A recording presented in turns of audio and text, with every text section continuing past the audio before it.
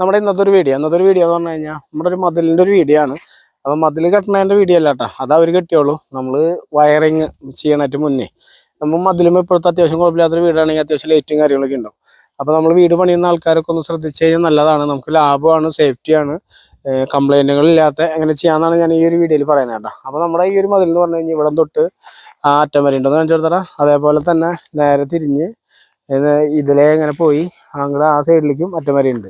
അപ്പോൾ നമ്മൾ ലൈറ്റ് നമ്മൾ കൊടുക്കണതിൻ്റെ ഒരു കാര്യമുണ്ട്. നമ്മളിവിടെ ലൈറ്റ് കൊടുക്കുന്നതേ, നമ്മളിവിടെ കണ്ട നമ്മുടെ മതിലിൻ്റെ ഹൈറ്റ് കഴിഞ്ഞ് നമ്മുടെ മതിലിൻ്റെ ടോപ്പില്ലേ അതിലെ കംപ്ലീറ്റ് വെട്ടി പൊളിച്ച് ഇതിലെ നമ്മൾ ഓപ്പൺ ഇങ്ങോട്ട് കൊണ്ടുപോകാം.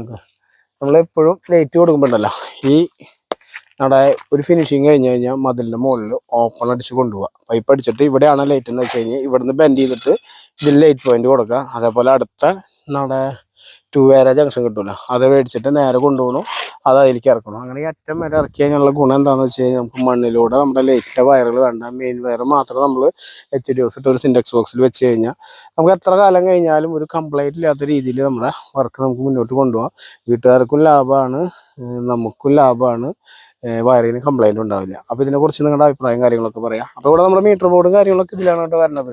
വെച്ച് കഴിഞ്ഞാൽ അണ്ടർഗ്രൗണ്ട് വഴി കേബിളും കാര്യങ്ങളൊക്കെ ഇട്ടാണ്. അതിൻ്റെ വീഡിയോ നമുക്ക് പിന്നെ വരും. ഓക്കെ.